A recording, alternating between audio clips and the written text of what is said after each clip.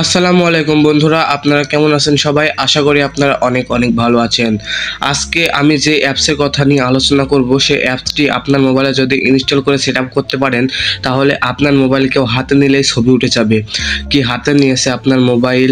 হয়তোবা আপনি সবসময় মোবাইল রাখতে পারেন না নিজের কাছে, কিন্তু আপনার মোবাইল কেউ যদি হাতে নেয় তাহলে কিন্তু ছবি উঠে যাবে।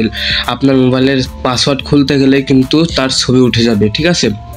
তো কিভাবে হবে চলুন শিখে আসি।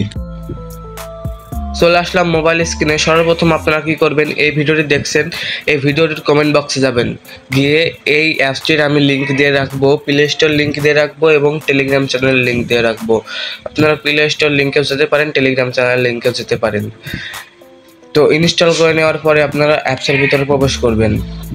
অ্যাপসের ভিতরে প্রবেশ করার পরে এরকম একটি ইন্টারফেস শো হবে। আপনারা নেক্সটে চাপবেন।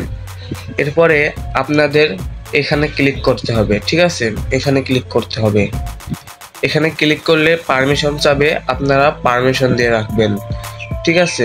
এরপরে পারমিশন অ্যালাউ করবেন, ঠিক আছে? এখান থেকে অ্যালাউ করে দেবেন। অ্যালাউ করে দিলেই আপনাদের কাজ শেষ। এটুকুই কাজ। এবার থেকে যদি আপনার মোবাইল কেউ হাতে নেয় তাহলেই তার ছবি উঠে যাবে।